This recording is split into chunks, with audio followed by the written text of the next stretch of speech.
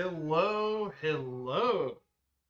Good morning, good afternoon, good evening to the Flight Sim world. This is Viperstrike 95, and we are finally back with the Around the World Countries Tour.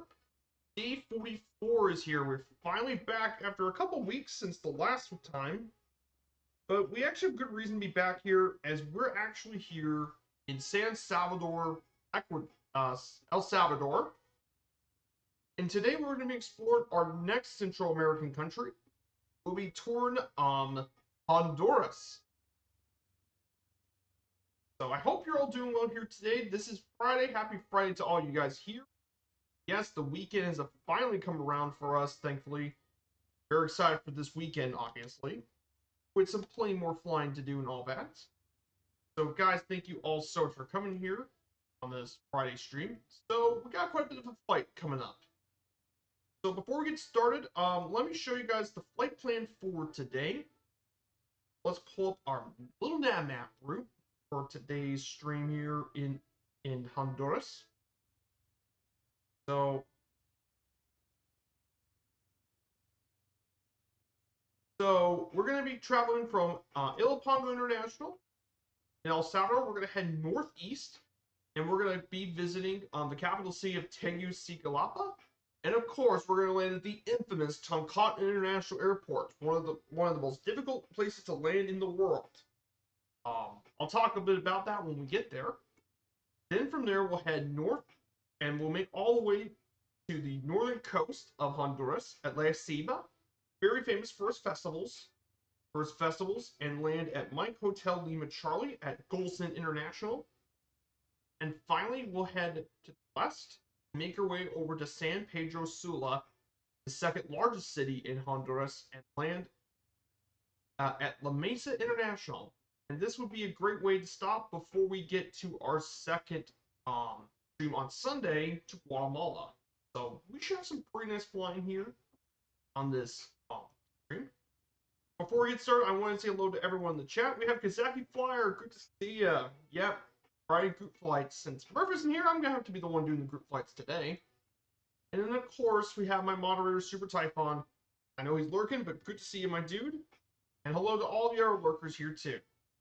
So, of course, the plane I'm taking today, it is the Junkers G52. Yes, the Junkers. It's been one of my favorite planes. I didn't know what to take.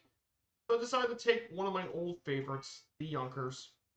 Such an iconic plane to take on Friday. That is what we're going to take today.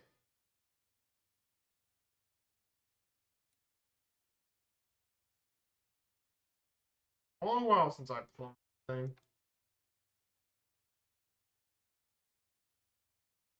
It's been a long while.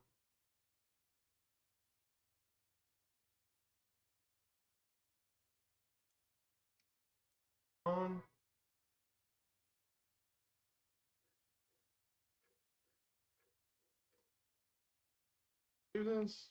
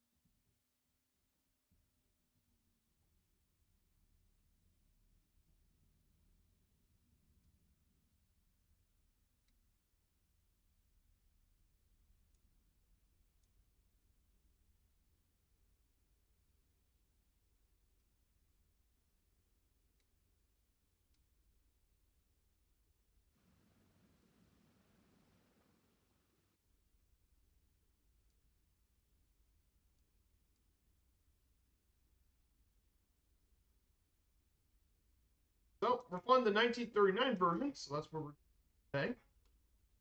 Yes, together again. Yes, World War II. But the Junkers, if you guys aren't aware of why I took the Junkers as well. So if you guys aren't aware about the Junkers J52, well, here's some interesting information about the Junkers, of course.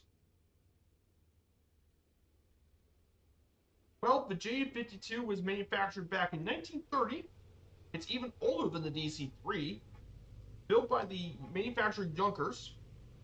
It served mainly with Lufthansa during the 30s and 40s. Served with Lufthansa, and of course, it wasn't just successful as a civilian plane, which this thing actually made its name for itself not only as a civilian plane, as a very successful airliner, but it was also used extensively during the Second World War by the Luftwaffe as the main transport plane. It's basically the German version of the DC-3 in the sense it did all the transportation and stuff. It was used all throughout the war, not just by the Germans, but it was even used as a transport by Chiang Kai-shek. They've had a long history, and they flew to many areas in the world. They flew, some of them still flown as airlines, until like the DC-3s and all. They did all sorts of stuff. They had so many uses. Other for transporting people, transporting troops, equipment, paratroopers. It did everything. But some stats on this Junkers: you can fly up to 143 knots max speed. It cruised mainly at 133 knots, range about 539 nautical miles. And you'd be surprised, but this thing can also take off surprisingly short distances. You'd be actually pretty surprised. Very effective plane.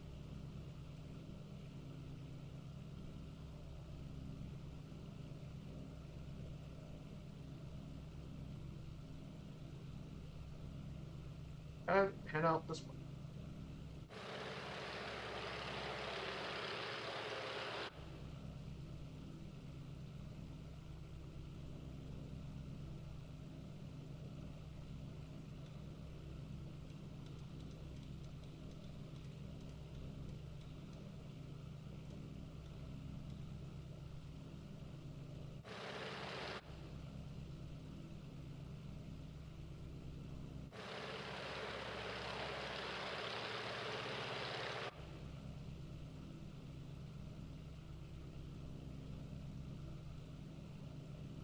And yes, this thing even has an autopilot. So, yeah, the Youngers even has an autopilot. It's a very primitive one, but it's an autopilot.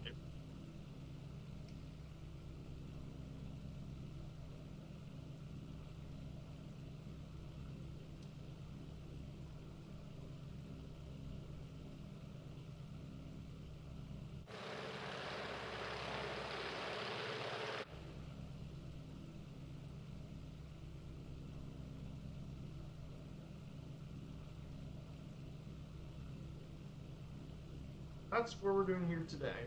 Yeah, good old Junker, the plane I haven't flown in a very, very long time.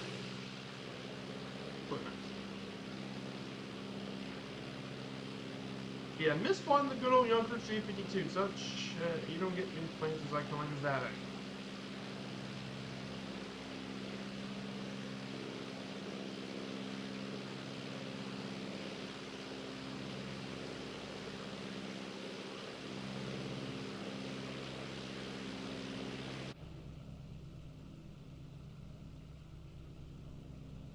So our main cruising altitude for the first leg of the trip, we're going to actually climb all the way up to 7,000 feet for the first leg. We'll be up to 7,500 feet. Leg number 1 of this trip. So that's what we're climbing up to do on the first leg of the trip.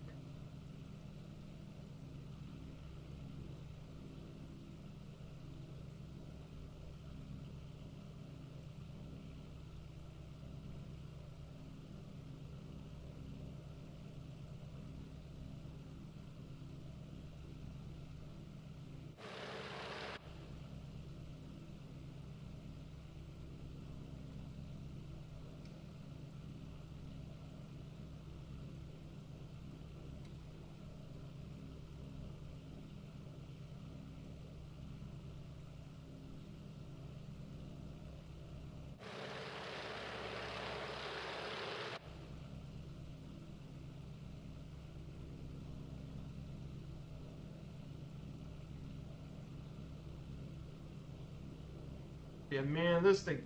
If you guys don't remember, this was actually, I believe, the very first ever local legend that actually came out in the sim. Despite it being the first local legend that Microsoft ever did, I still think the Yonkers was still one of the very best local legends they brought into the sim. I mean, no joke, this is still one of the very best local legends they brought into the sim. Mind you, this was the original. Came back in 2021 was when this thing first came out for the sim. And despite it being the original local legend, I still think this might have been Microsoft's best one, the original, because it was actually designed by someone who actually had experience with the real JE52 when it was brought over to the sim.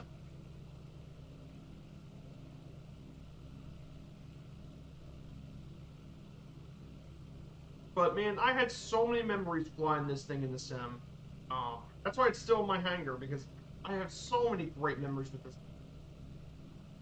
Um, I mean, I did an historical route. I did a historical trip, Berlin to Beijing. I went all the way across Russia, all across Eastern Europe and Russia, Central Europe and Russia, in the J52. That was such experience for me as a streamer and content creator. This plane has a lot of memories.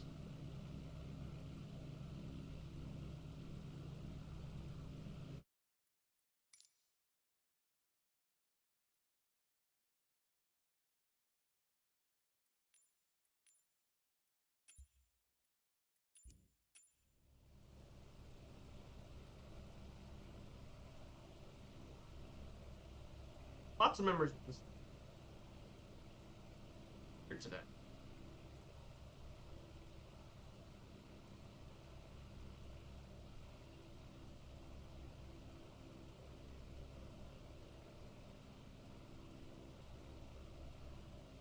So let's go ahead and talk a little bit about Honduras for a bit. It's been a while since I've done this sort of stream, but we're going to talk all about Honduras today, guys. So we have one flight to talk about the entire country. So it's currently in Central America, bordered by Guatemala to the west, southwest by El Salvador, Nicaragua to the southeast, and south by the Pacific Ocean, the north by the Gulf of Honduras. Capital largest city is Tegucigalpa. It was home to several important Mesoamerican cultures, most notably the Mayans, before the Spanish came around. However, despite being a republic in 1821, it's endured a lot of social strife and political instability, and it still remains one of the poorest countries in the Western Hemisphere. Its population is over 10 million people, which is 95th largest in the world. Is around 9, 9, it is the 95th most populous country in the world.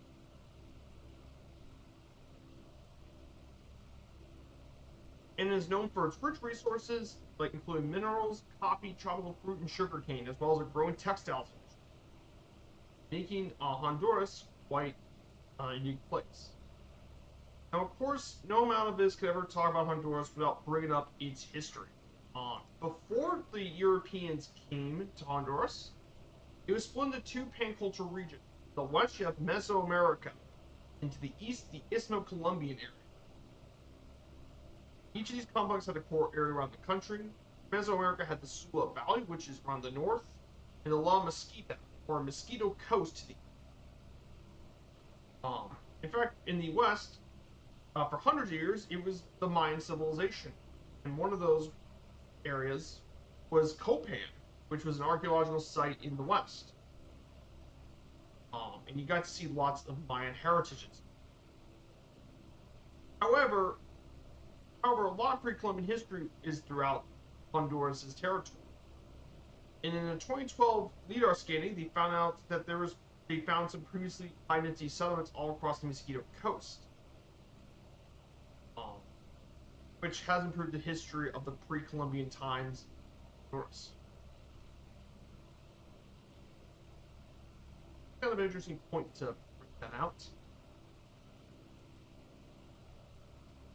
Then in terms of European history, On the fourth and final voyage to New World, Christopher Columbus landed near the town of Trujillo, Honduras, becoming the first European to visit the Bay Islands off the coast. And then eventually in 1524, Gil Gonzalez de Villa became the first Spanish to enter Honduras as conquistador, followed by Hernan Cortez, and conquered much of Honduras within the next 2 decades. There was a lot of resistance to the conquest, though eventually, after it was conquered, Honduras became part of Spain's vast empire in the New World as the Kingdom of Guatemala, which also included Costa Rica, Nicaragua, El Salvador, and Guatemala itself. The Spanish ruled this area for 3 centuries. One of the big parts during Spanish colonial times was silver mining. They currently worked on mining silver in this area. Was a big part of it. Honduras then eventually gained independence from Spain in 1821. It was part of the first Mexican Empire until 1823, and then it became the United Province of Central America, and then became an independent republic since 1888. There were several attempts of Central American unity in the 1840s and 50s, but failed.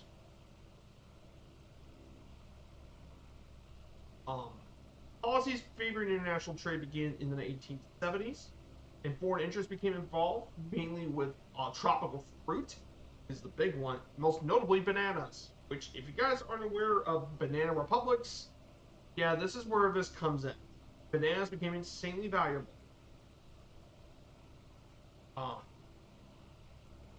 Here's a fun fact about ever since independence, there have been nearly 300 small internal rebellion civil wars in the country since independence back in 1821. That's quite a lot.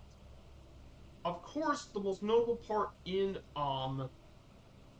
its history is, of course, the 20th century, when Honduras gained land and exemptions to several US-based fruit companies in return for developing the northern regions, and as a result, thousands of workers came to work in the banana plantation and other businesses that grew up around export. And they dominated until 1930 by the Cameo Fruit Company, as well as the United Fruit Company and all that. And basically, and as a result, because of it, American troops had to actually visit land in Honduras many times throughout the early 20th century, including 1903, 1907, 1911, 1919, 1924, 1925.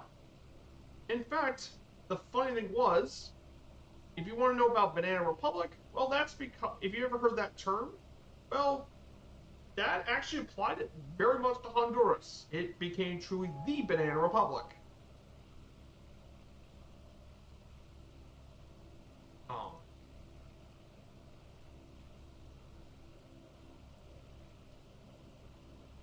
However, during the 40s and 50s, there were constitutional crises, all that.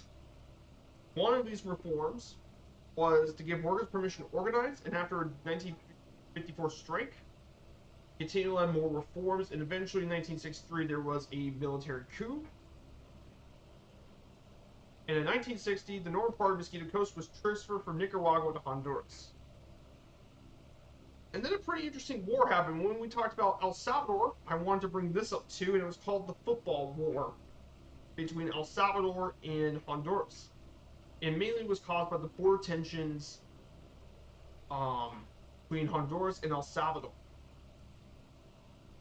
Ultimately, the Hondurans were able to win the war and expel about 103,000 Salvadorian immigrants.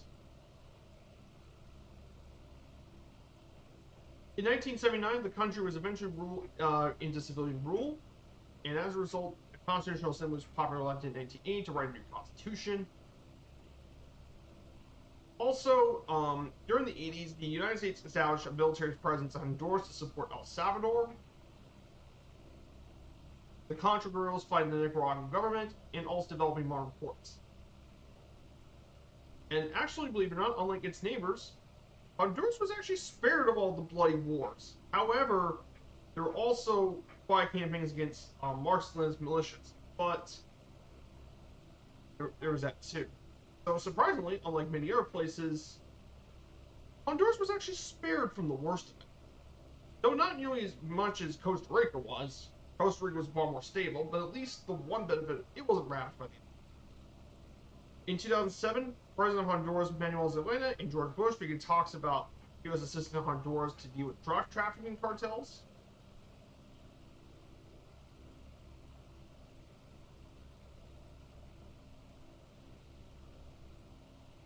And then most recently in 2021, former First Lady Xiomara Castro won the presidential election to become the first female president of Honduras.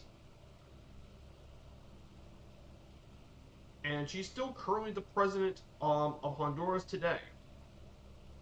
So that wraps up the history of Honduras.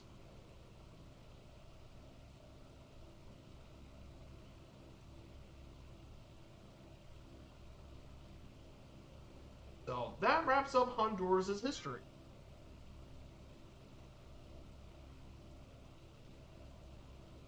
Yeah, I hope you guys enjoyed the bit of a history lesson about Honduras.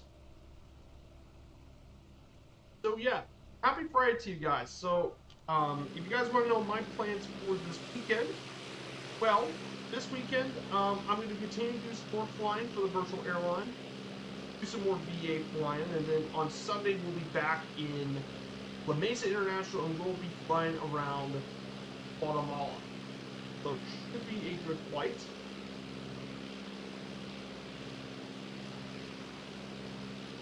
Of course, we have Kazaki Flyer with us. But yeah, I really enjoyed doing the flying here. I miss flying the Yonkers, man. That takes me way, way back to my beginning of MSFS days as a streamer. I used to fly this all the time. Such a cool plane.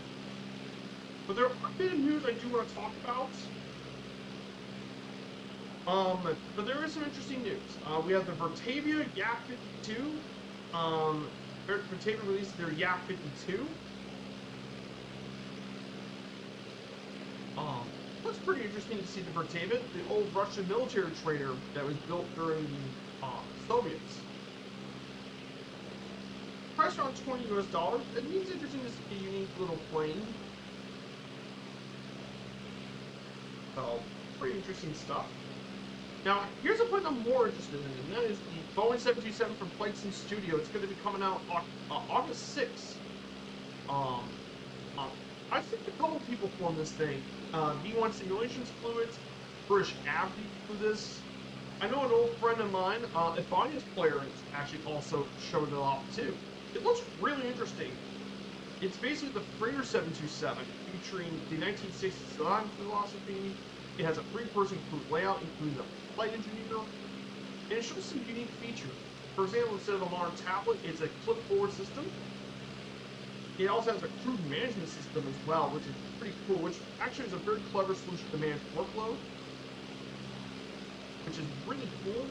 It also has a more unique flight dynamics, because to represent an older airliner, of course. Hey, Kahari, good to see you. Sorry about, I didn't see, I was looking at the article. Kahari, good to see you, my dear. Guys, if you haven't checked out Kahari yet, she's an awesome friend of mine. She does for fire around the world trips on her streams. Really, really awesome. Good to see you, Kahari. So we're flying to Honduras today. We're in the beautiful Yonkers, a plane I haven't taken out in a while. I miss flying this thing.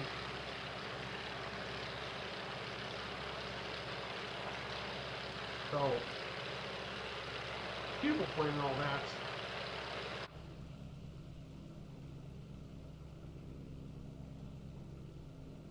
Really miss flying this thing. An absolute joy to fly. Of the old Yonkers. The 727 it also has integration with popular add-ons like GSX and all that.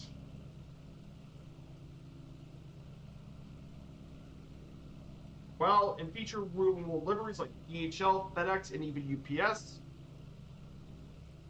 Some areas may need polishing, though there is also promising features. Mainly, British Aviation noticed with the texture quality and autopilot. However, again, this is just preview. It's not really official yet, and it's going to be priced. It's got an interesting little price, $42 US, which is kind of expensive for one single airline. But then again, E-Jet's like $30 for the E-Jet models. The Phoenix is 50. But I mean, it's not a bad price. It's not super out of range and pricing expensive, but it's definitely very interesting. That 727 though, it's definitely a fascinating plane. I'm glad someone's going to bring in the sim. I know it's going to have competition from FS Reborn, obviously, but it's still really cool to see someone bring a 727 the sim. Just really, really unique. Also, of really big news, if you like GA, well, Simworks Studios has now released their newest aircraft, the Vans RV-8, which is the third Vans aircraft rendered by the team, and it's their most diverse release, featuring a variety of options, including taildragger and tricycle configurations, along with either glass or analog cockpits. Definitely very, very cool. It features 7 highly detailed models, 7 custom liveries, plus a template for personalization, 180 horsepower engine with realistic performance modeling, FPS-friendly aerobatic smoke. It's going to come out at 14 euros, or around 20 US dollars. So not too bad pricing. So there's that too. And finally, ST Simulations and Aerosoft released a new airport, Maastricht Aachen Airport, um, which I've actually seen some of it actually on Merstream. But yeah, Maastricht is going to be released. It was established in 1944 by the U.S. Army Air Forces. It was originally a military airport, though it became a civilian, and it's mainly a major cargo hub in the Netherlands. It's mainly a cargo hub, more similar to that of Louisville International, my home airport, by the way. Not nearly as big, but it's still pretty important. Featuring custom 3D model interior, upper control area, cargo terminal, accurate runway and apron layout, custom DTL aerial, static aircraft, custom hangars, airport buildings, offices, lighting, taxi, ground vehicles, and lots of custom objects. And it's actually pretty decently priced. 15 euros isn't too bad for Maastricht. And I know Merv said this is one of his favorite airports, so it could be a really interesting area for sure. I'm gonna be taking a quick bottle break. I'll be right back. I gotta take a quick bottle break. So see you in a little bit.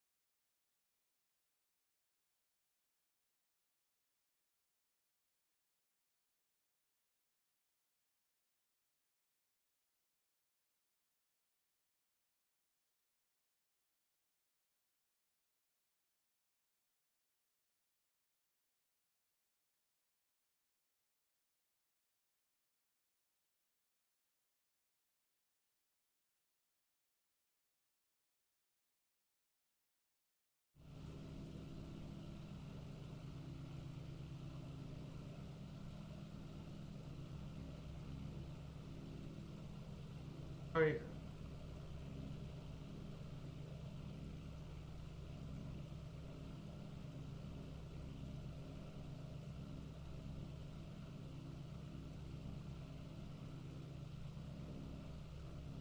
Sorry about that. I'm back.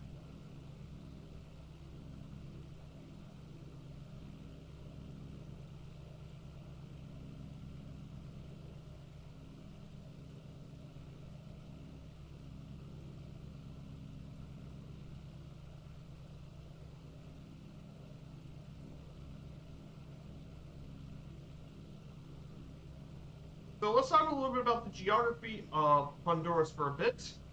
So there are three distinct topographical regions here in Honduras. The first unique region in the country is the extensive interior highland, is the first of the two. Then around the coast is two narrow coastal lowlands around the northern and southern coast. The Caribbean lowlands and the northern Pacific lowlands are characterized by different plains, and the most prominent feature is, of course, the interior highlands, which make up about 80% of the country's area is highlands, and the majority of its population. Because the arbitrary mainland difficult to traverse and cultivate, it's not been developed nearly as much as it would be around the coast. However, unlike other Central American countries as well, soil here is quite poor, because the soil quality is quite poor. And then the Caribbean, and then the lowlands is mainly is the most exploited region due to stuff for bananas, palm oil. While the southern Pacific lowlands mainly used for shrimp and shellfish and seafood. What mainly grows a lot of its in addition to this as well, Honduras also controls several coasts in the Caribbean Sea. One of these being Roatan, which is a place I myself have visited before, is Roatan, Oxen Hole. So I visited that airport, visited that area too.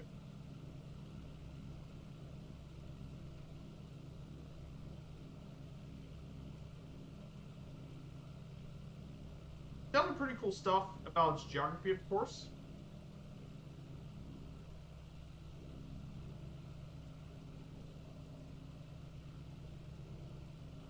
We're about like 35, 40 nautical miles from our first stop here at Toncotton, so we're not that far away from there.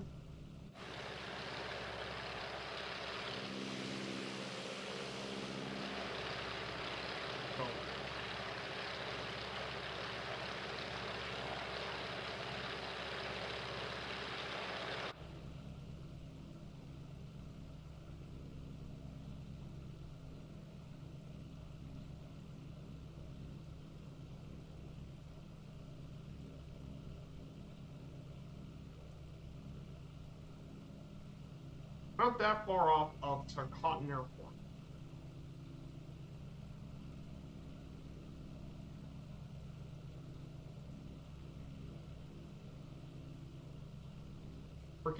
And then the next leg, though, is going to be even more highlands. We're going to go through most of them here.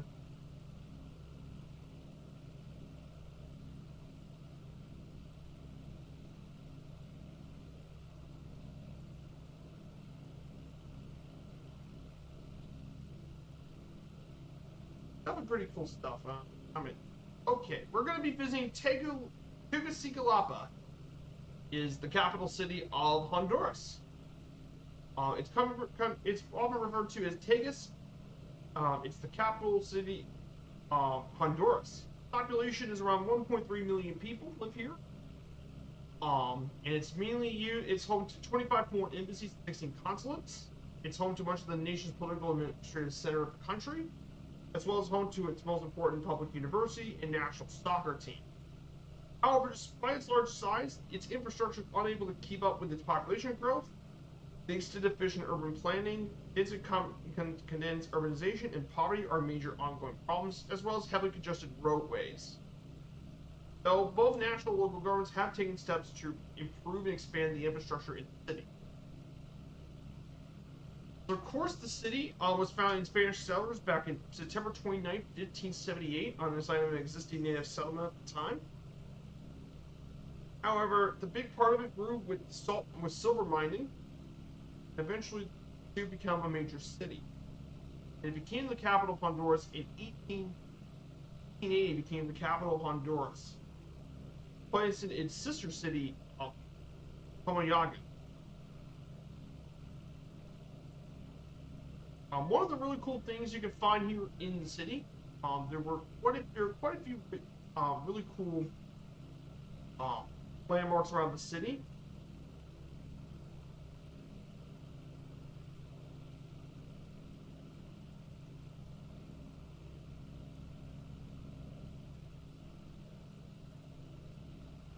There are some pretty cool things about the city as well. One of the really unique areas about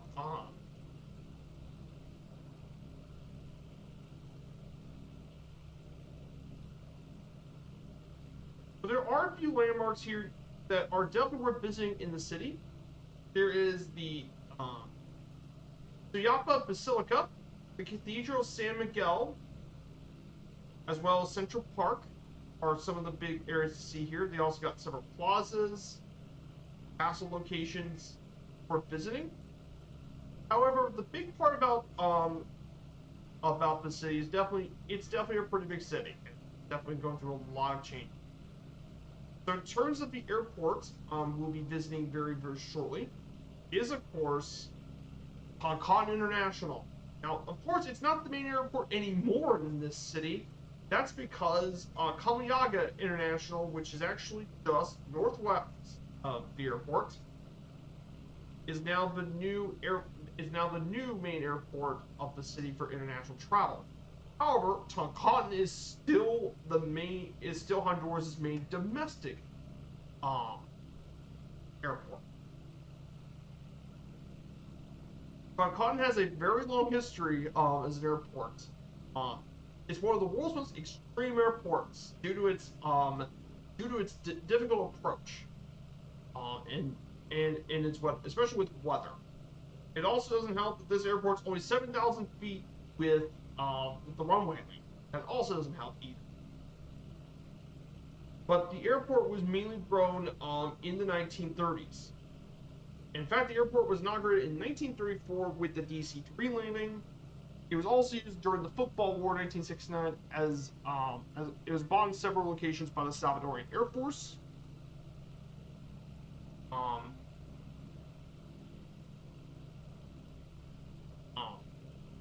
Of course, the airport only has one single runway, about 7,000 feet. Normally, the large aircraft that land here were Boeing 737-200s. However, historically,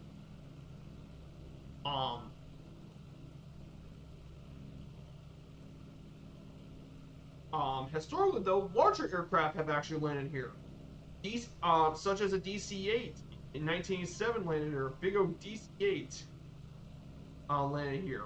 D-17 Glowmasters landed here on 3 separate occasions in 2008, 9, and 2011, and even the 757s flown here as well.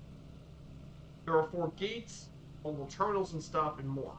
However, if you're wondering why Toncontín is so difficult, well, the big reason, and that's why the only airlines flying here today are domestic, and that's because of its suspension in 2008 by President Zelaya due to the crash of Taka Flight 390. Crash there. So if you wonder why this airport's so difficult, well, it's because of the runway 02 approach. You see, because of the terrain here, aircraft cannot be accommodated on traditional straight approach, which is the most used runway due to wind. So they use an RNAV approach, which resembles that of a circle to land, as aircraft are routed through shallow terrain and eventually fall along the Anillo Periférico, and then do a sharp left turn to line with runway 02. So it's an extremely difficult runway, one of the most difficult in the world. So definitely a fascinating runway, and definitely an airport with a really unique history.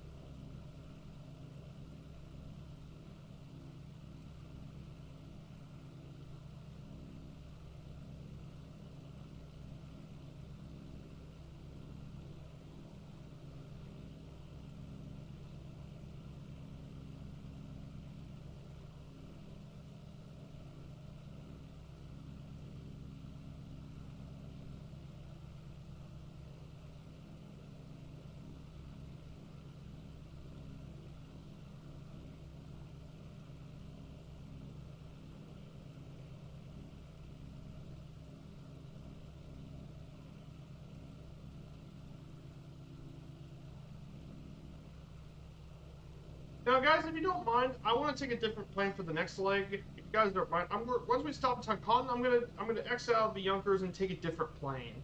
So I want to take something a little quicker for just something a little bit quicker.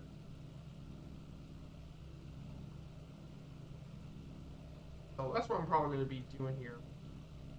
So far we have Kazaki Flyer with us. He's probably in a Haley Page. I don't know which Haley Page we.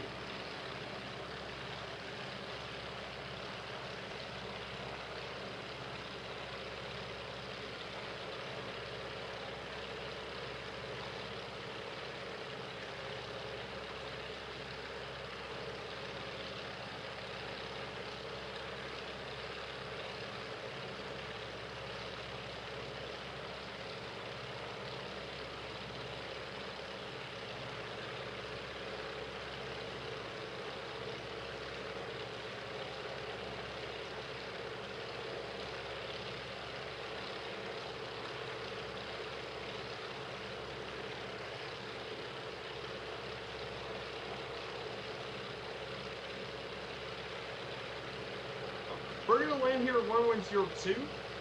Thankfully, this wouldn't be too bad in Yonkers. But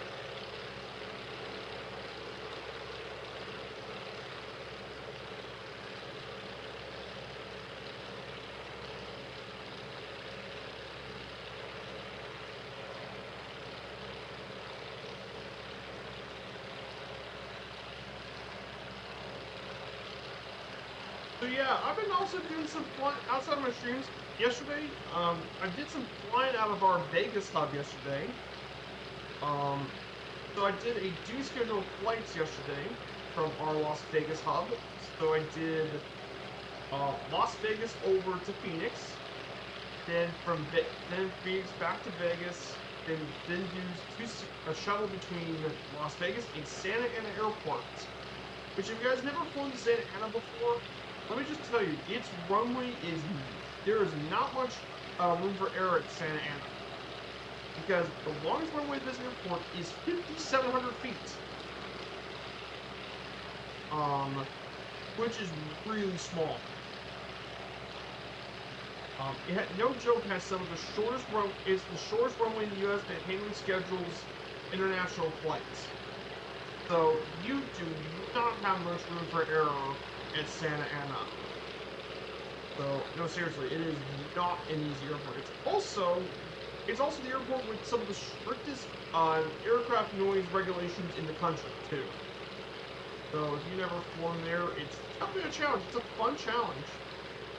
But it's one of our routes. Then after Santa Ana, I flew over to Reno, which is always a nice route, as always, to fly over to Reno.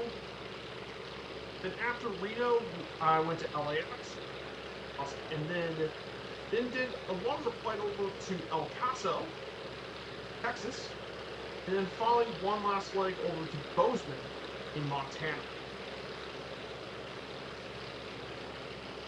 Bozeman, Yellowstone. Which was actually a pretty safe landing into there as well. So here it is, guys. Tegucigalpa, capital city of Honduras. But yeah, if you guys don't mind, I'm gonna take a plane I haven't usually flown in a while. Oh, nice, Prescott over the Tucson. Oh, that should be a cool flight. That's a pretty scenic route there, Prescott. You managed to fly over Phoenix and all that. But yeah, Tucson's a really cool city, and I think you landed at Davis Monthan, DMA. I think that's what you flew to, because that's home to not only the Pima Airspace Museum, but also the Boneyard. Absolutely massive Boneyard. Too bad you can't visit there anymore, sadly. I'd really like to check it out. The big old Boneyard. Of course, there's also a good-sized airport in Tucson International.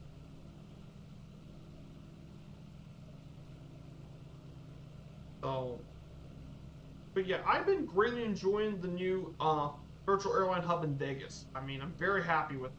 Like, it's just so nice to actually have a larger hub for the Western United States. Like, no offense to Lake Tahoe. Lake Tahoe served us really well for almost 2 years.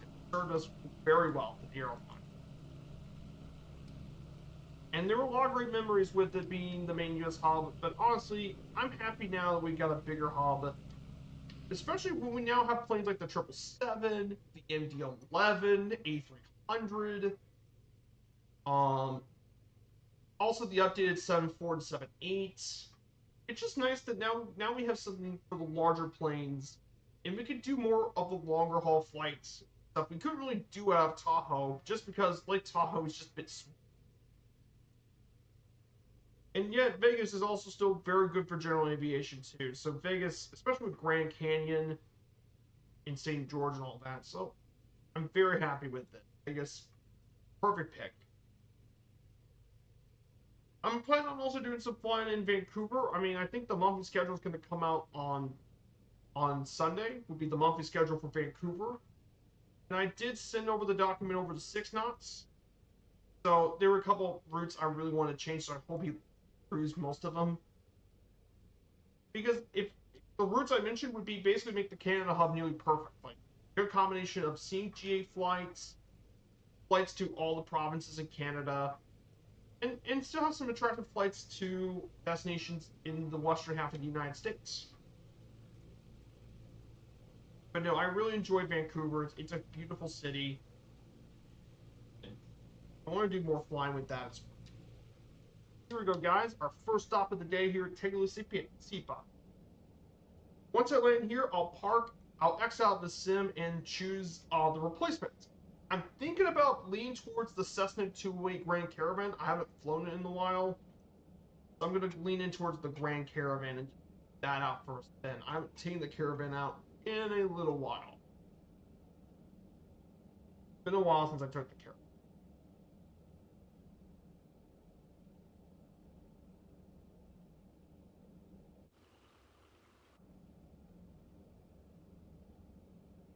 Here it is, guys. Plane number 1 of the day. Here in beautiful. Now, mind you, this isn't so bad in the Youngers doing this landing. Just imagine doing this in a 737. Or something even bigger, like a 7.5. Imagine landing here in the 7.5. How much of a pain in the butt it is to land in this area. I don't even want it to hunt. And I did land here on the airline one of those streets. It is a rough land. I had a rough landing. And you can definitely see why this is a very difficult approach.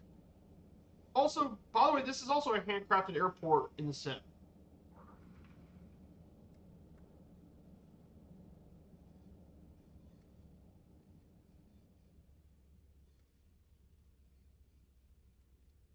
Here we are.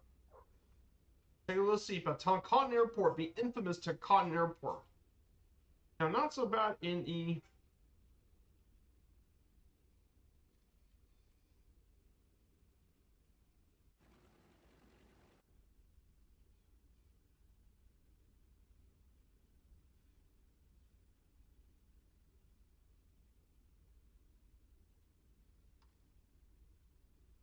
I'll just park here for just a bit. So here you are, guys. The infamous Toncontin International Airport. Not so bad in a GA plane. In an airliner, yeah, this could be a real pain in the butt. So we're going to stop here for just a bit. I'm going to go change aircraft. So we'll see you here very shortly. So go ahead. I'm going to X out and change our aircraft.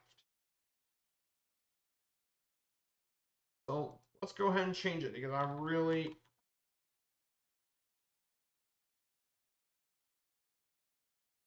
So I'm thinking about the Cessna 208, so we're going to change it in that and complete the rest of the legs in the 208 Grand Caravans. I'm going to go ahead and change my stream elements.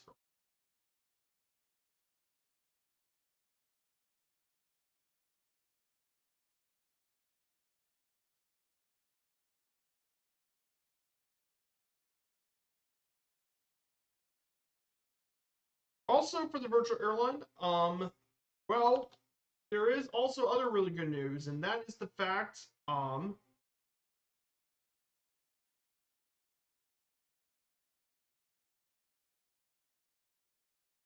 And the other big news for our airline is going to be, well, I uploaded the charts for, guessed it, I uploaded all the charts for Vancouver and in Las Vegas. So I got all the stuff for the two hubs.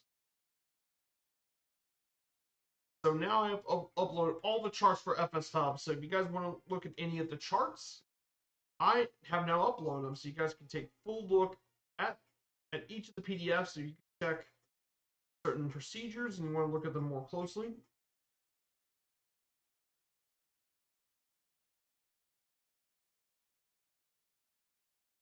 But that would be really nice help for anyone else that wants to get actively involved.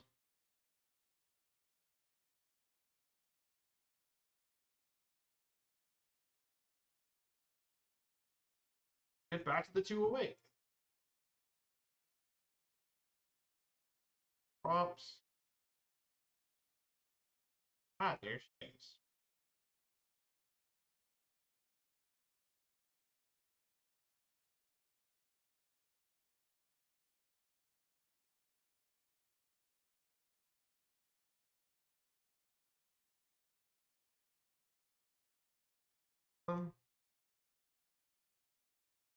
Park right here in ramp 26. Let's here.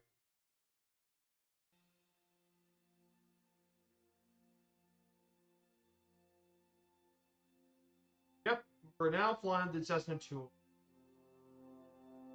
Yeah, I'm very excited for.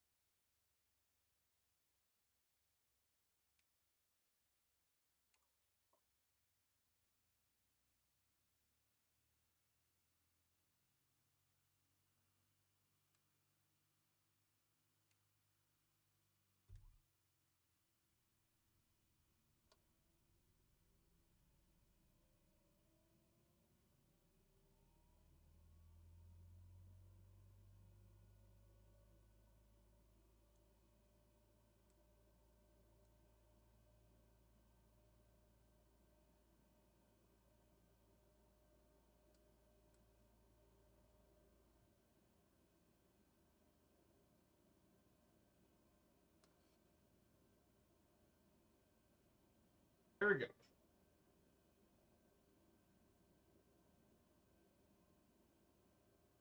We're going to go E 500 feet for leg number 2.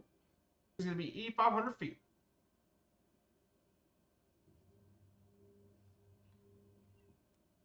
Actually, the real reason I changed out the Junkers was because my laptop temps were getting pretty high.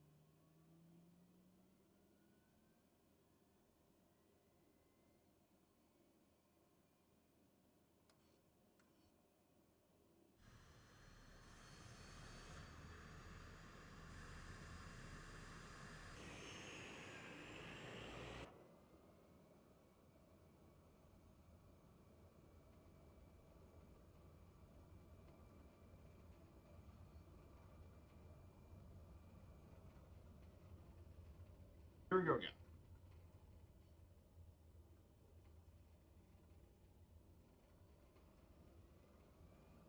guess.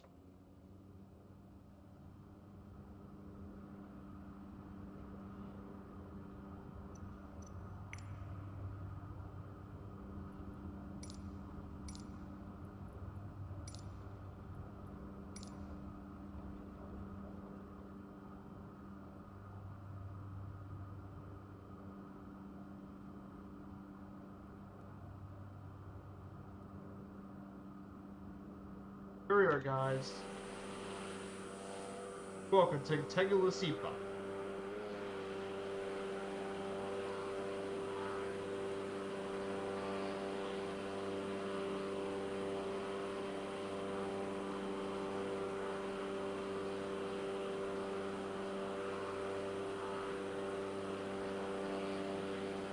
So, we'll be flying around this area for 106 nautical miles as we make our way over to our next stop at La Ceiba.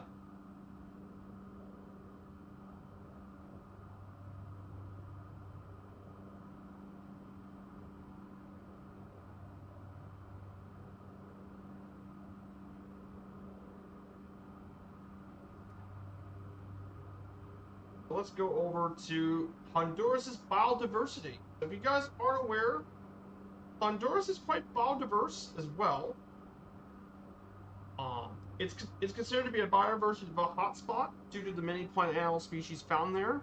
Like many other countries and regions, there's a lot of biological resources, including over 6,000 species of vascular plants, 250 reptile and amphibian species, more than 700 bird species, and 110 million species, half of which are all bats. It's also home to the Rio Plantel Biosphere Reserve in the northeast, which is a UNESCO World Heritage Site list. There's also different kinds of forest systems like rainforests, cloud forests, mangroves, savannas, and mountain range. Though deforestation in the Electric Department is rampant, mainly cleared for agriculture as a result. So that is something to keep in mind. But there's all sorts of animals and stuff found here. In terms of fauna, there's some major mammal species include the jaguar, bear's tapir, ocelot, giant anteaters, raccoons.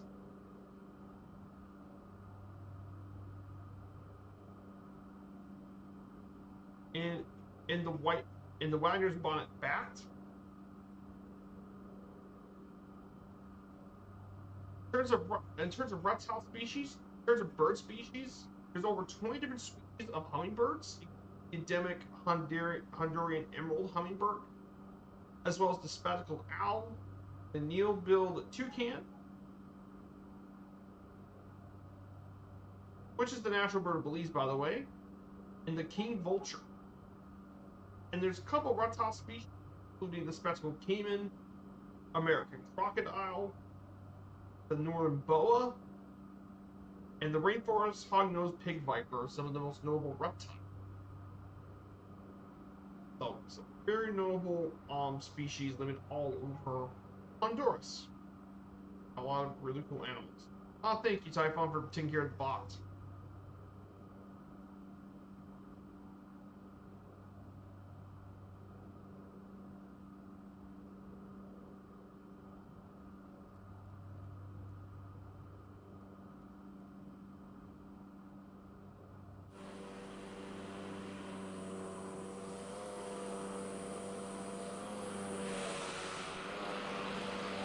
Oh, there's the Zack McGuire. Good to see you, my dude.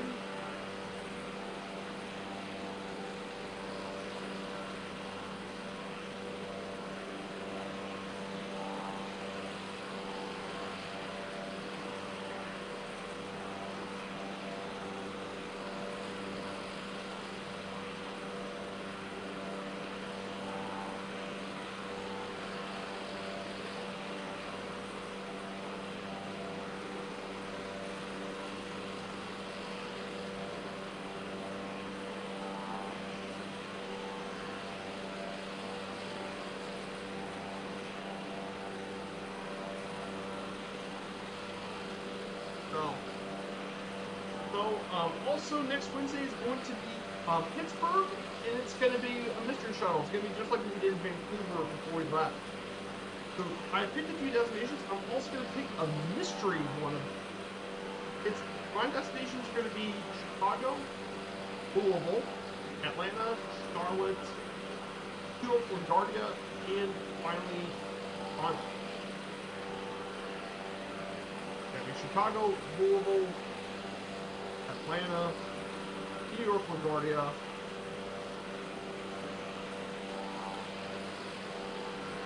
Montreal, and finally a mystery destination of my choice. So, gonna pick some interesting locations for next Wednesday. So I want to do some mystery destination stuff out of Pittsburgh. That's the only one we would pick. So the alternative would be if we end up doing a Las Vegas one. It's either Pittsburgh or Vegas. I want to do it next. Maybe Las Vegas would be next. In that case, it would be Los Angeles, San Diego,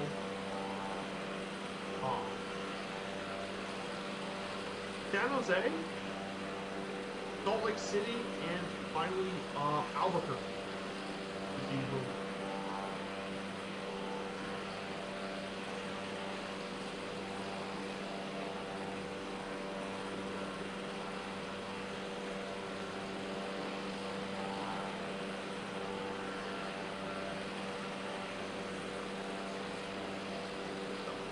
Pretty nice. Well. So guys, I hope you guys have some really cool plans this weekend. Have some stuff going on this weekend.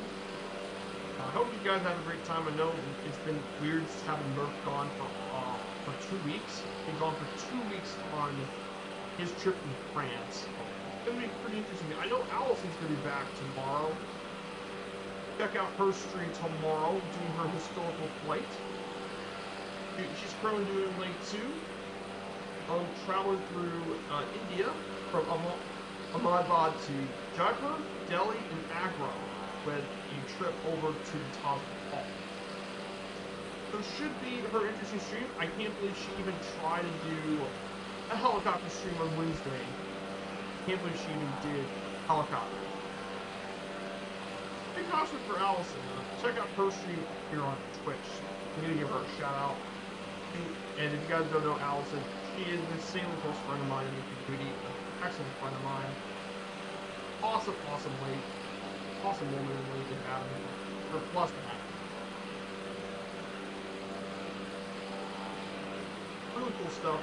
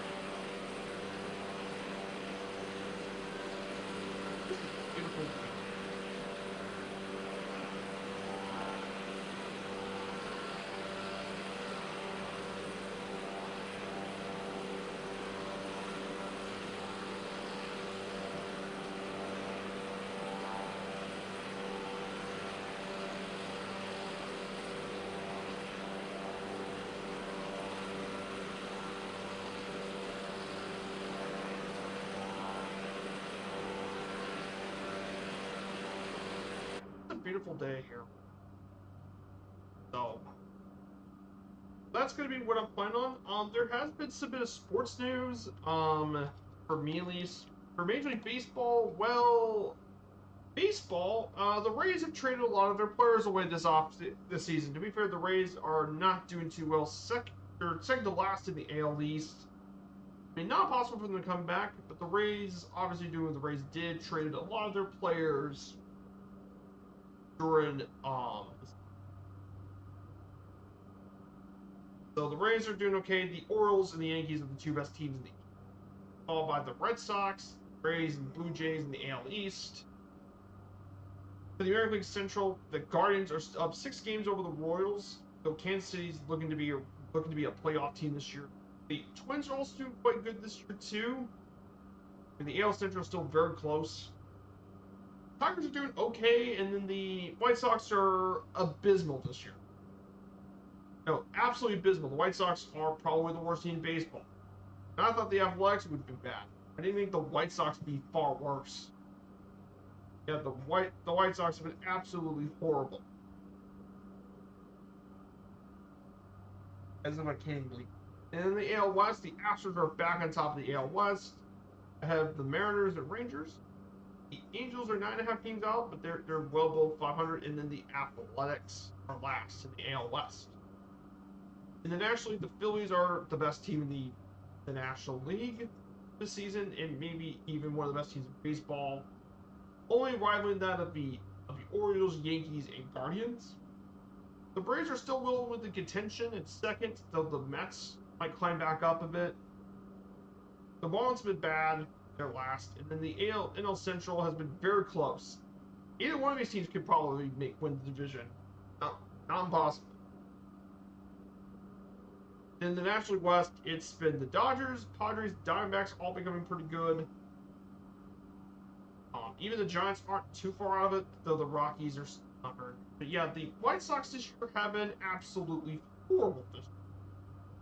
They have been absolutely terrible. They're abysmal, even by baseball standards. Abysmal.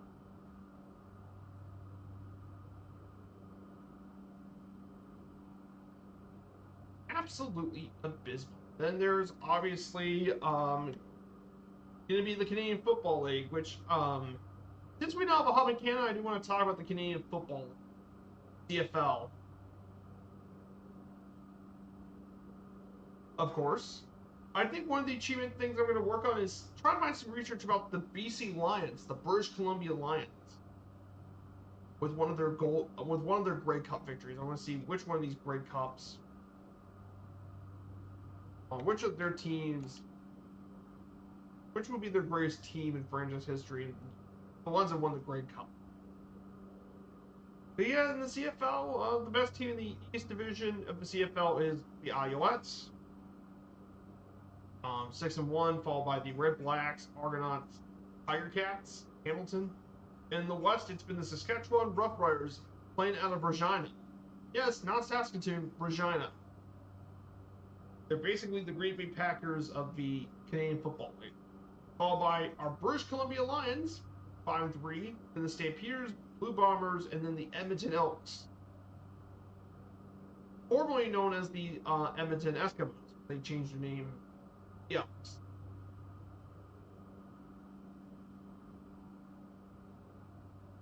Yeah, there isn't too many sports news out there.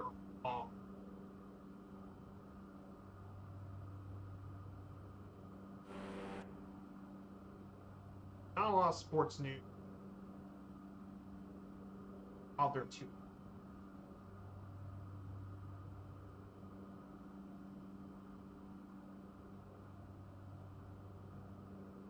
But no, one of my plans for the achievements is to which one of their teams was the greatest team to win one of the Grey Cups. So I could pick a couple of teams that won the Grey Cup.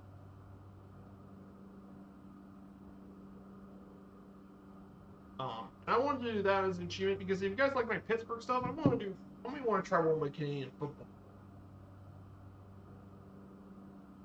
I can go with their 1985 team.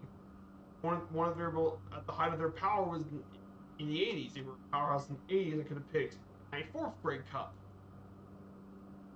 Or I could have picked the 1994 Grey Cup, actually, which they featured the team between a U.S. and Canadian CFL matchup between that, which would be really cool to do that. But it'd be a great excuse to fly around all Canada, and since we'll have pretty much all Canada being company routes, we'll get plenty of XP. I think that would be a pretty fun little option, is to try some Canadian football. But I really want to do that. Oh yeah, it's crazy as sounds. When I got talked about the 1994 Grey Cup, that's because the Canadian Football League actually tried to expand into the United States. Yes, Canadian football into the U.S. Now we get U.S. expansion to other Canadian sports, the NHL, has expanded to the United States before, though the U.S. already had teams in the Americas for the original 6, but it's not very often Canadian sports have expanded to the United States. We get U.S. sports expanded to Canada, mainly Toronto. So, for example, Toronto, nearly all of the professional sports has been Toronto. And sometimes Montreal is included with the MLS. The MLS and then failing recently with the Expos, which used to last for many decades. Montreal. And then the NBA also tried expanding to Vancouver before they moved to Memphis. But it was really fascinating, though. Canadian football expanded to the 90s.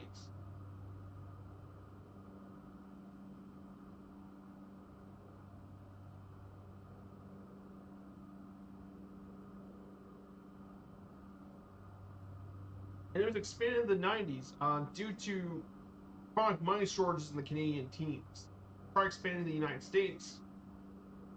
And they had some pretty interesting teams there. And some of those American cities were in Sacramento, Las Vegas. Yes, Vegas had a team. Crazy enough. San Antonio, Shreveport, Louisiana, Memphis, Birmingham, Alabama, and Baltimore. The most successful of those American teams was actually by far Baltimore. And Baltimore became very successful. Stallions were actually they led the attendance by far of all the teams in Canadian football, the United States.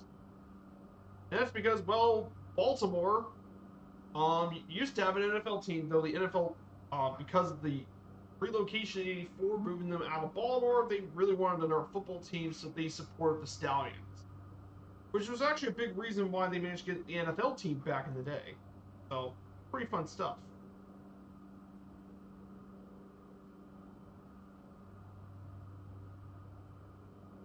However, despite the failure of American expansion, though, it actually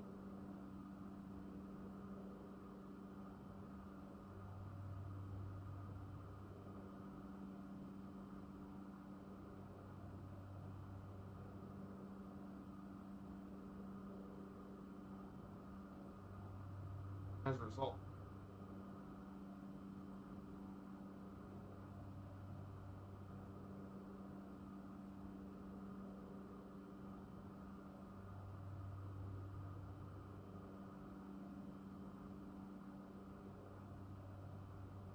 That's pretty cool. Must be in chat with one of our gold medal swimmers from 1912. Oh, cool, Kazaki. Ah, nice. Yeah, I also forgot the Olympic Games, of course. I forgot the Olympics. Crap, my fault. Like I said, the Olympics, I kind of ignored. Like I said, I didn't want to keep track of the Olympics, but there have been a lot of events. So, a lot of events here of these Summer Olympic Games. So far in the medal table, China has won the most gold medals with 13 gold medals. China's been number 1. They won 13 of their 27 have been gold medals for China. Then the Americans won the most medals overall with 41, including 15 bronze, 17 silvers, and 13 gold medals. And followed by the host nation France. Then 4th being Great Britain, and 5th being Australia. So yeah, China's been taking over the Olympics this year.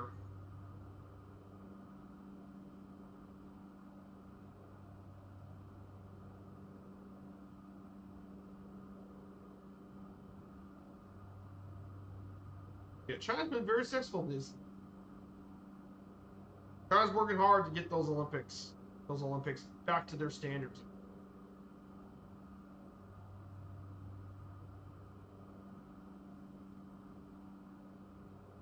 Let's take a look. The scenery out here looks pretty crazy. That's because, well, you guys aren't aware, 8% of all Honduras' land area is mountains highlands. So definitely very interesting.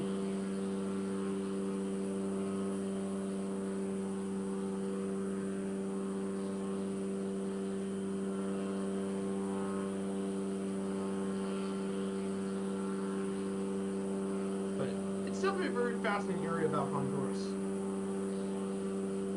let's go over the next part about Honduras I want to talk about, and that is Honduras' government. So Honduras is governed by a framework of presidential democratic republic. The president is the head of state and head of government in Honduras. Executive powers exercised by the Honduran government. Legislative power is vested by the National Congress of Honduras, and the judiciary is independent of both the executive and legislative branches. The National Congress has 128 members elected for a 4-year term by proportional representation, and congressional seats are assigned by parties candidates on a departmental basis in proportional number of votes. However, historically, Honduras, from 1963 to 79, was dominated by military governments. And it was mainly dominated historically the party system by the Conservative National Party of Honduras. However, it wasn't until 2019 when Xiomara Castro became the first woman to serve president.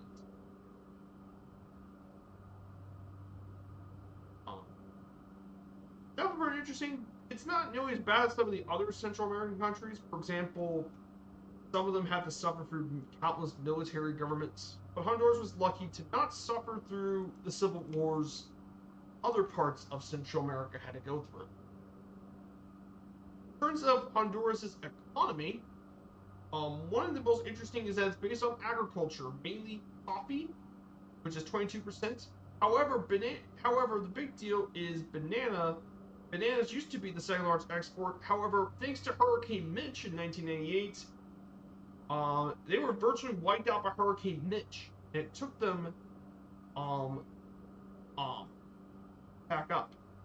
Shrimp was another major part of the export is for shrimp, as well as extensive forest, marine, and mineral resources. And it currently has been growing even more, mainly with their textile industry, which they have a lot of duty-free and tariff-free goods.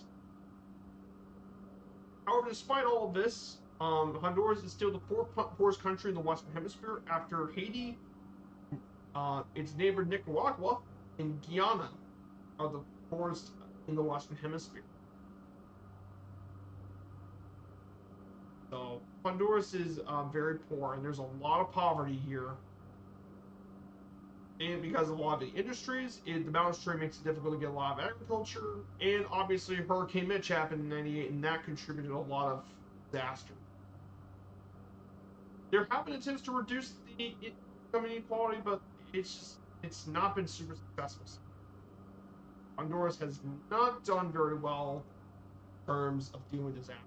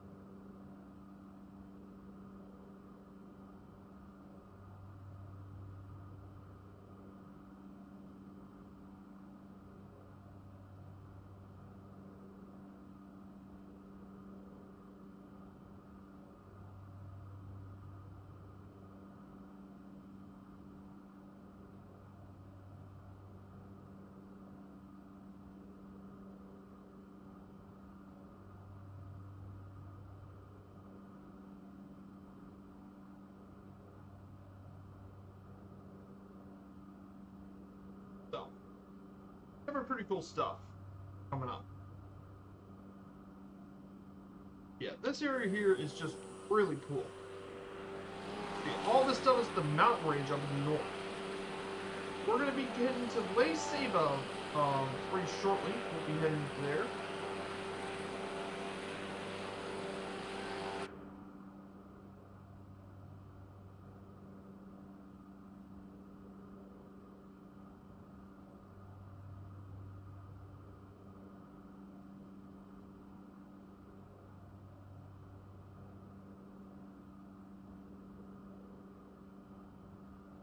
So we're gonna make our way to Lake Saba today. This will be our second stop of the day. So Lake Saba is a municipality in the capital of the Honduran department Atlantia, in the port city in the northern coast. It was founded in 1877, named after a giant ceiba tree by the old dock. Population is around 209,000 people, making it the third most important city in the country. It's proclaimed as the ecotourism capital of Honduras, as well as the entertainment capital. And it hosts its famous festival every year on the third or fourth Saturday in May, the Lake Saba Carnival, to commemorate the Isidore the Laborer. And during this time, it can host up to nearly 500,000 tourists come to the city for the festival. Also, this area was also developed a lot by the different companies, and attracted a lot of new workers and helped grew the city even back during the late 19th century.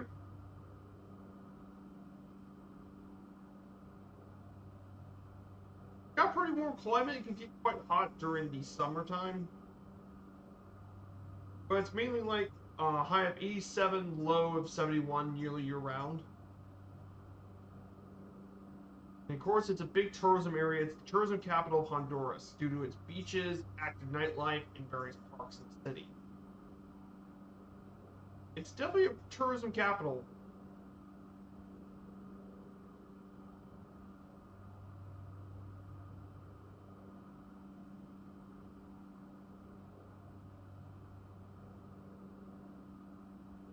So in terms of the airport, we'll be flying from Golson International Airport in Honduras, featuring flights across Honduras, but also Grand Cayman.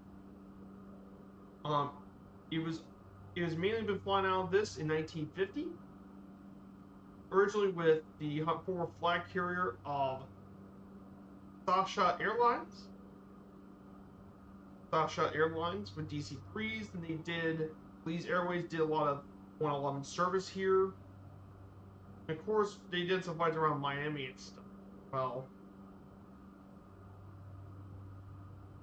it has one runway, about 9,600 feet of runway, but it's not that notable. It's not nearly as infamous, of course, as Toncontin.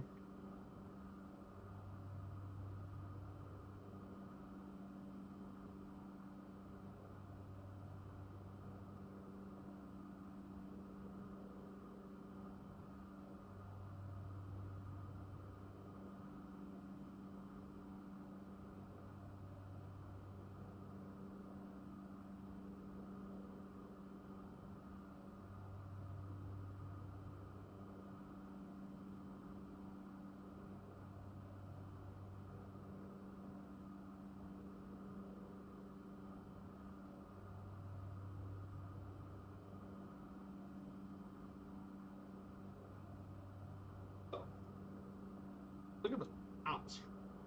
Look at the mountains. Yeah, this is a very tall points in Honduras. And after we fly over this mountain, we'll make our way over down to Golson International. Then afterwards will be a short leg into San Pedro Sula, and that will complete the stream. Pretty short stream, but I guess I wanted a little shorter stream here today.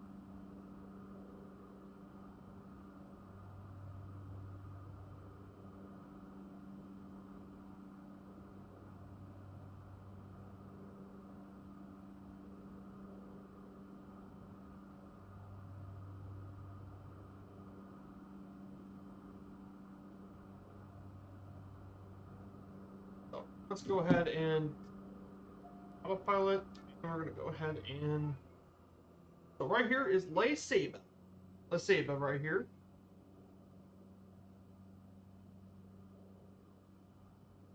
Here's the major tourism capital of Honduras.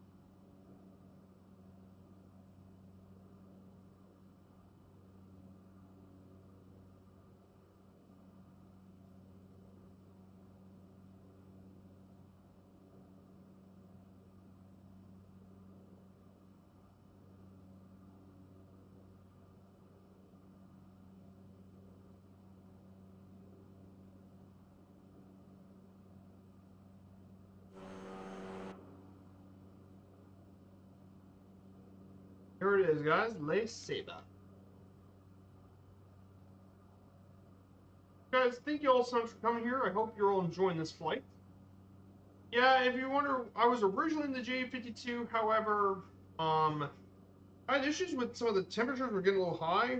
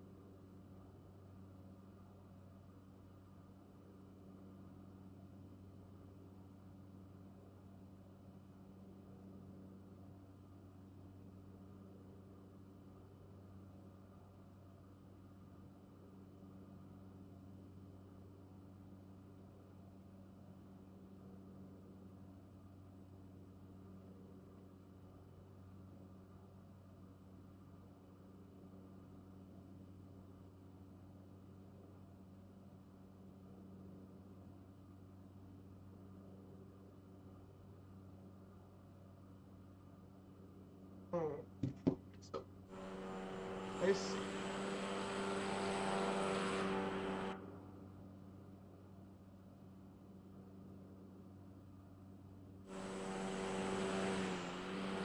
Beautiful scenery here, guys.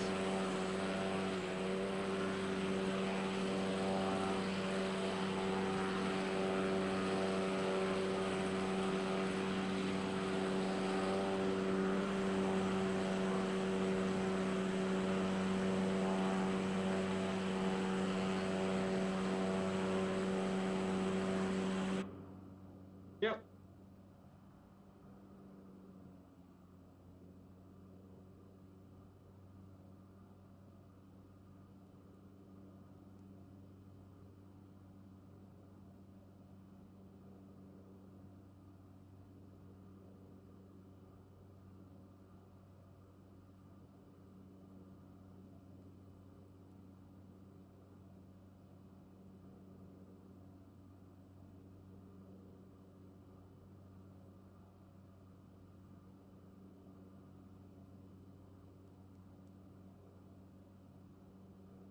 For your, let's see. World famous. It's famous for this area for its carnival. So, this is a pretty simple airport, guys. One side you have the coast, and the other side you're surrounded by mountains.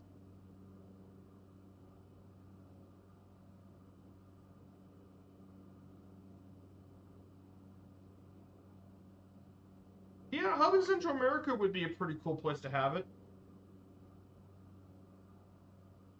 So yeah, guys, for our virtual airline, I wonder where we're gonna go next for our virtual airline. I know,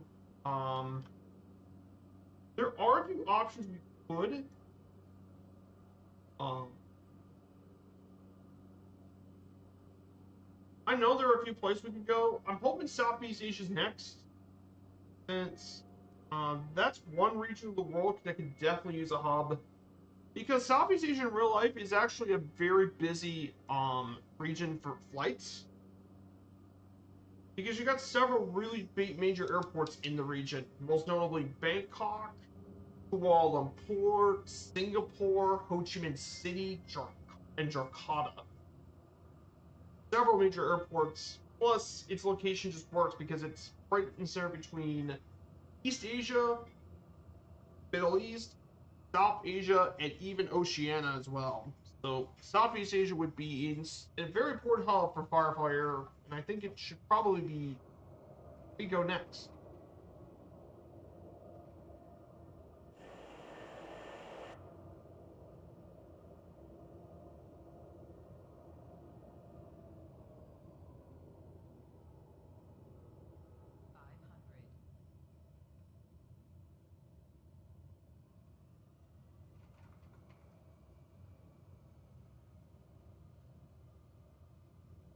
Here we go, guys. Second stop of the day. Golson International.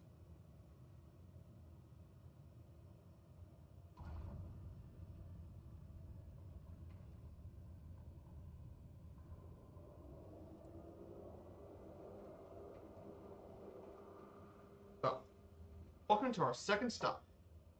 Golson International in Honduras.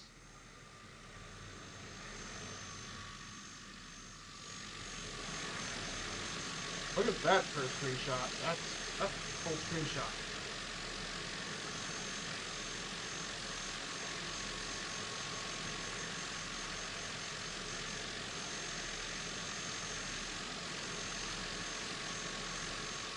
Guys, we'll stay right here for just a bit. Anyone else who wants to join on in? Well, you guys are more than welcome to join on in. This is a group flight. At least have something that can keep up with the Cessna 208 Grand Caravan.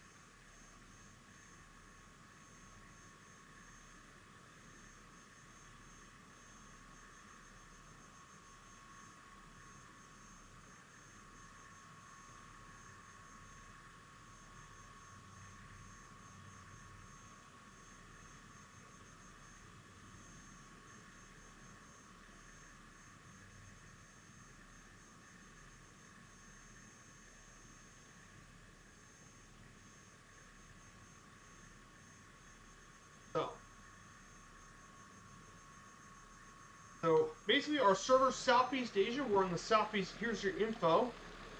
Southeast Asia server, and we are going to do the routes. Got one last leg left to go. That's San Pedro Sula Airport. That's going to be our last stop for this around the world trip for this day. So, you guys so much for coming along here on this Friday afternoon stream. I know it's kind of an unusual week. I really appreciate you guys coming here. Always great having people to keep company.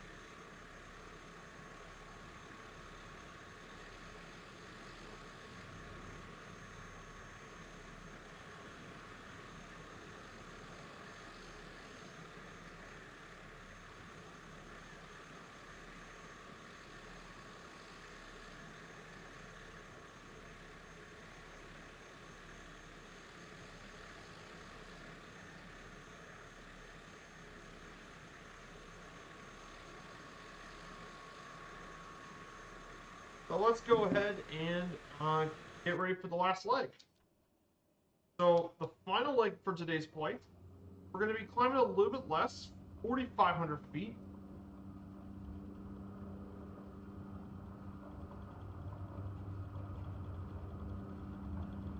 And it's going to be 200, and our first flight is going to be 260 degrees.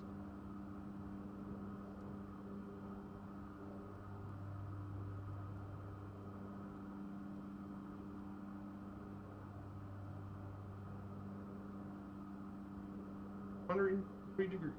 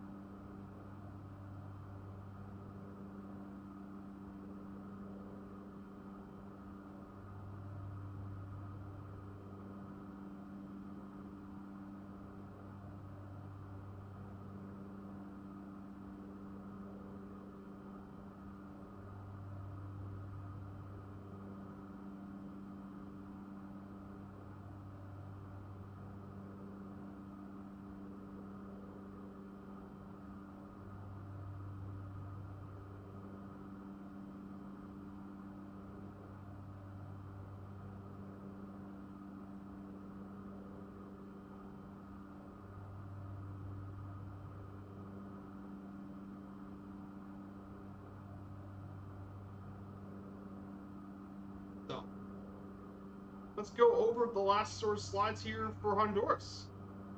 So Honduras' culture is a reef of wealth of cultural expression. Honduras owes to its origins primarily being Latin America, but also the multi-ethnic nature, with most of its population being Mestizo, followed by Amerindian, Black, and Caucasian populations, and they influence all facets of cultures, customs, ways of dressing, and much more. All play a big role in Honduras' culture. In terms of Honduras, one of its most notable is its cuisine, which is a fusion of Mesoamerican, Spanish, Caribbean, and African cuisines. There are also dishes from the indigenous Garifuna people. Coconut and coconut milk are featured in both sweet and savory dishes, and regional specialties include sopa de caracol, fried fish, tamales, carne asada, and bolitas. Are all major parts of it. There's also other popular dishes such as meat roasted with chismol, as well as montacunas, corn tamales, and more make up Honduras' different cuisine. Of course, Honduras is also well known for its celebrations, of course, mainly the Honduras Independence Day, other holidays like Monday, Thursday, Good Friday, and more religious holidays. And of course, we just flew over La Ceiba, home to its very famous carnival. And of course, for sports, football is the most popular sport in Honduras, and it began its first international competition in 1921. Honduras actually is considered to be one of the best nations in North America for football, including winning the CONCACAF Gold Cup in 1981. And Honduras has appeared in the World Cup 3 times, however, they haven't won a game yet in the World Cup.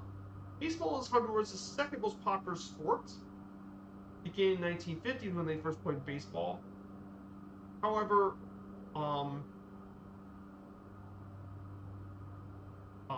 Honduras, however, has had some baseball players. The most notable baseball player out of Honduras, you have Mauricio Dubon, which was the first born and raised Honduran in MLB.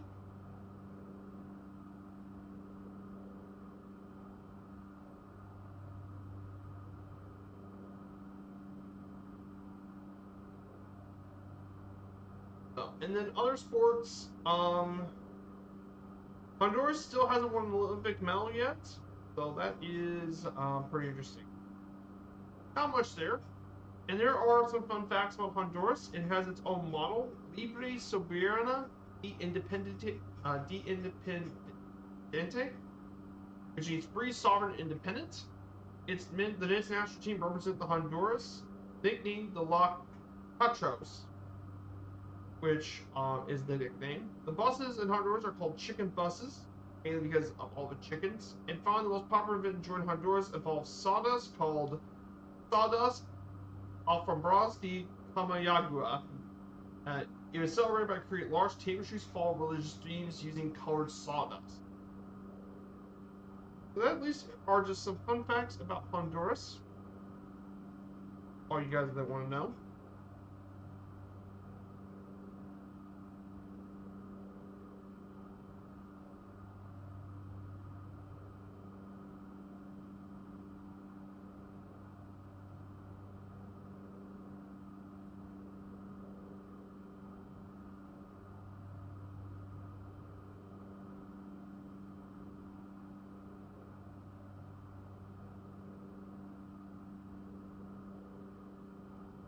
So that complete most of the slides. We only got 2 more slides left for today. San Pedro Sula and the airport that is provided with.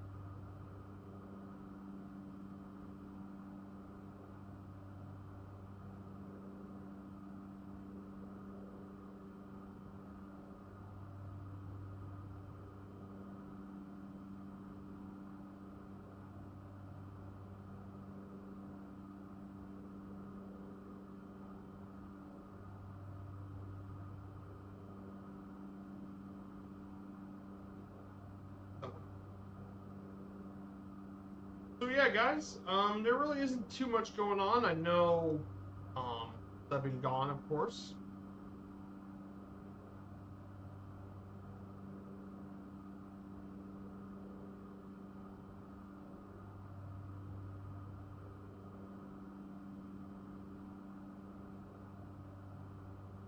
Um,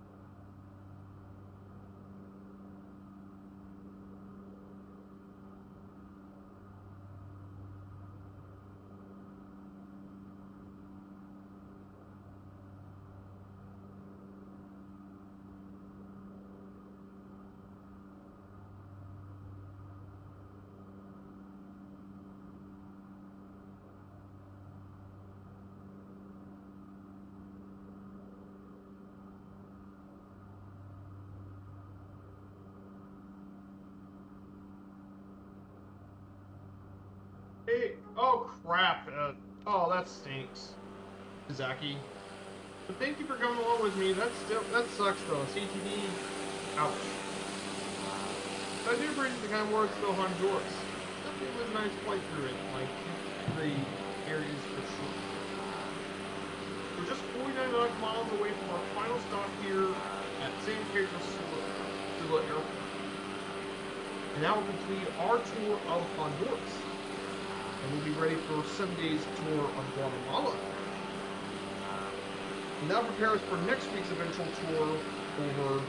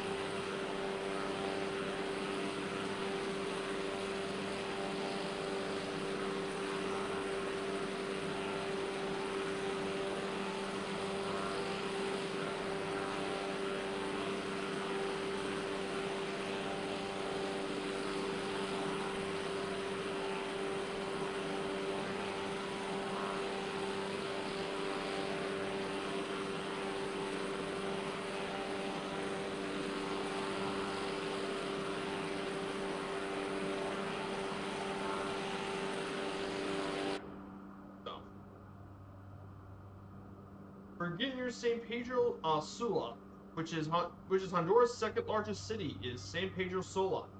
Population of 7.1 thousand people, and its metropolitan area is 1.45. It is the primary industrial center in the country, as well as the second largest city in the country after Tegucigalpa. It's also the largest city in Central America that isn't a capital city. So it's a pretty big city. This city was founded in 1536 by Don Pedro de Alvarado. It quickly grew as a major industrial place for industry, mainly with railroad, thanks to the Cumel Fruit Company. But it mainly was an industrial center as well. Though, despite that, it was once actually the burger capital of the world until early 2016, where Caracas became the city as well.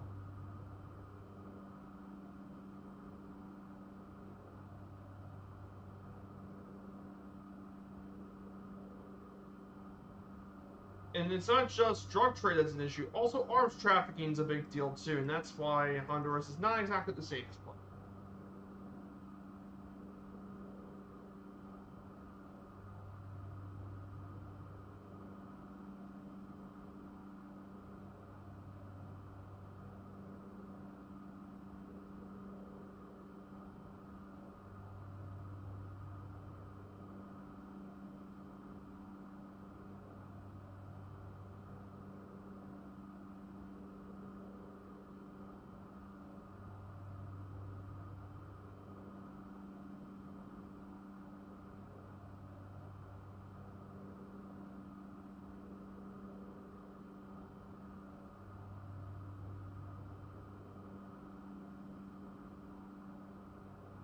So, Same Power actually generates 2/3 of the company's products. The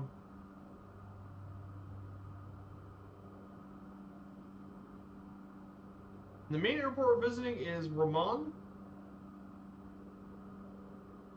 The main airport we'll be checking out here today is going to be the city's main international airport.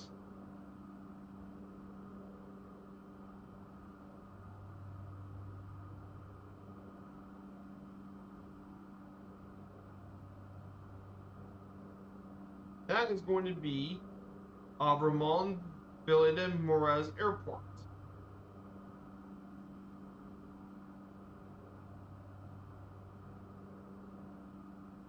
Or also known by its archaic code, Mike Hotel Lima Mike.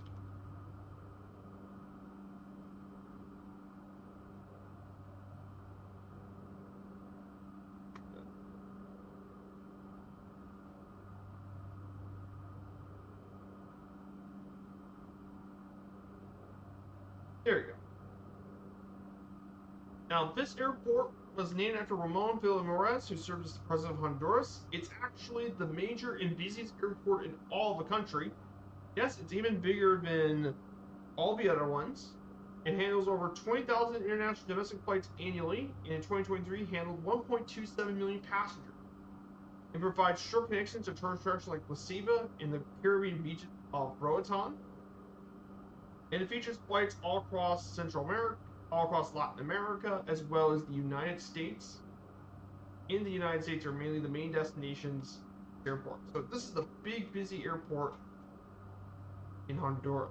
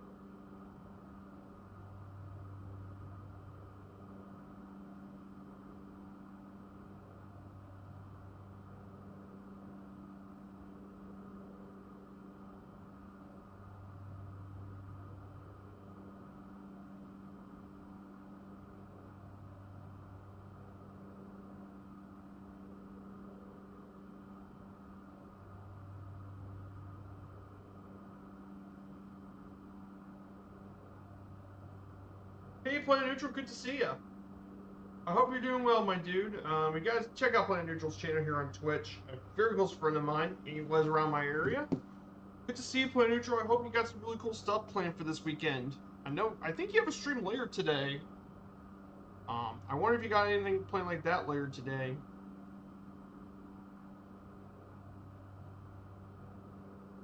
So, should be pretty exciting.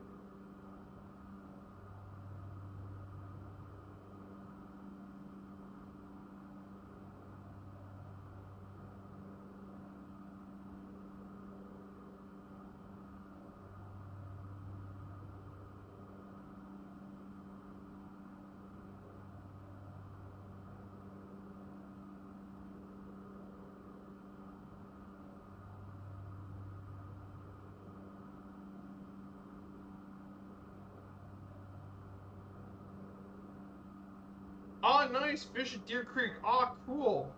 Have fun, my dude.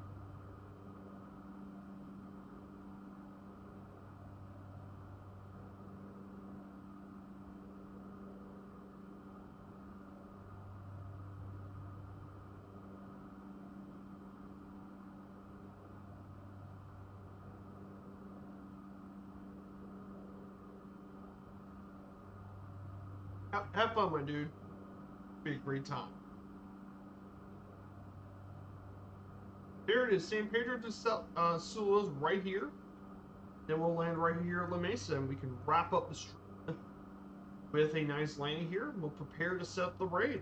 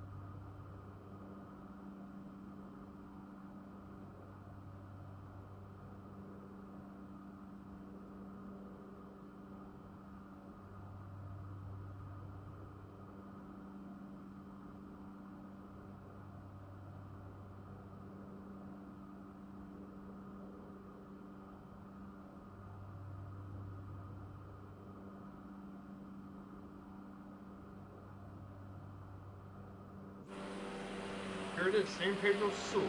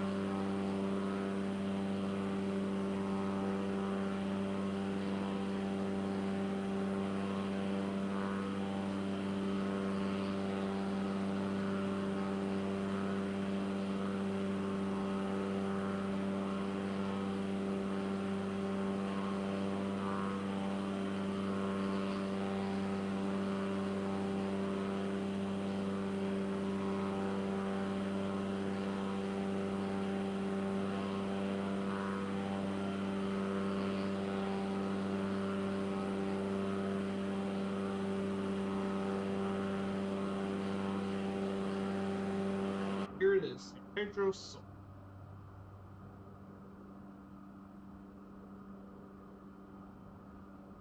Look at that overview, that's just cool. What a cool place to do some scenery and flying.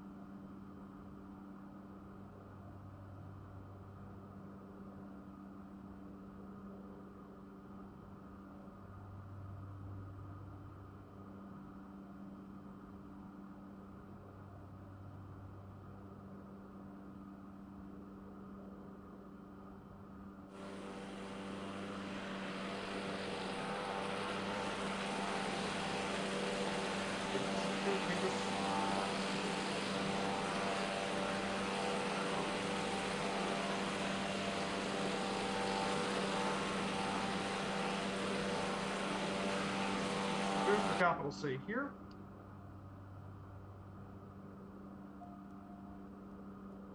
And turn our way to the airport.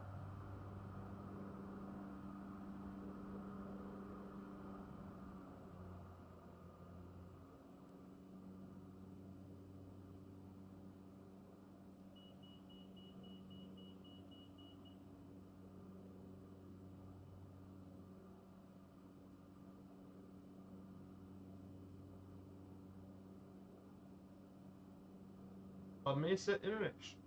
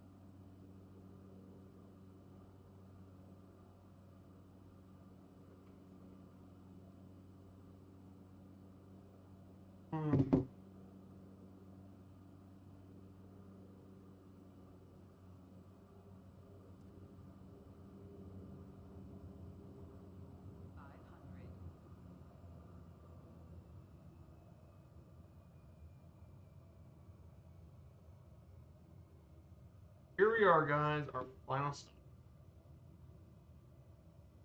Just a beautiful day here in Honduras.